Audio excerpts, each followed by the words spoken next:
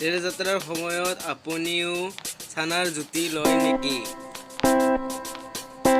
ৰেলগাড়ীৰ ভিতৰত বিক্ৰী কৰা চানা প্ৰিয় নেকি আপোনাৰ? তেন্তে এতিয়াৰ পৰা সাৱধান হওক। এটা ভাইৰেল ভিডিঅ'ই দেশজুৰি লগাইছে খলকনি।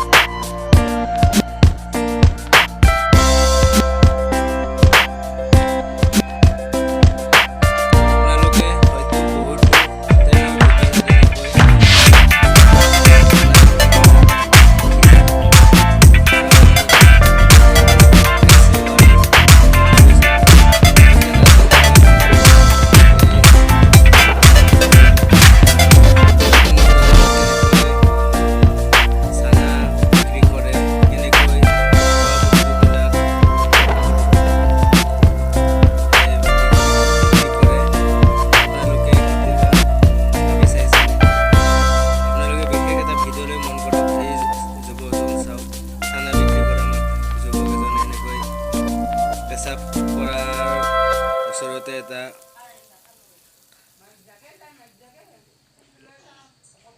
কেনেকৈ পিয়াজ কাটি আছে আপোনালোকে দেখিছেনে? ৰাম ৰাম, ইমান এনেকুৱাকৈ চব্জি বিক্ৰী কৰে নে পিয়াজ বিক্ৰী কৰিছে? দেখিছেনে আপোনালোকে? এনেকৈ এই ওচৰতে এটা আছে পেচাব কৰাৰ ৰুম, তাৰ ওচৰতে এনেকৈ পিয়াজ কাটি আছে এজন যুৱকে। আপোনালোকে বিশেষ ভিডিঅ'টো মন কৰক আৰু এতিয়াৰ পৰা সজাগ হ'বলৈ হ'ল আৰু আপোনালোকে বস্তু খাওঁতে ভাবি চিন্তি চাইহে। ট্ৰেইনৰ যাত্ৰাৰ সময়ত খাদ্য গ্ৰহণ কৰোঁতে সজাগ হওক, সচেতন হওক। দীঘলীয়া যাত্ৰালৈ গ'লে পাৰিলে ঘৰৰ পৰা খাদ্য লৈ যাওক।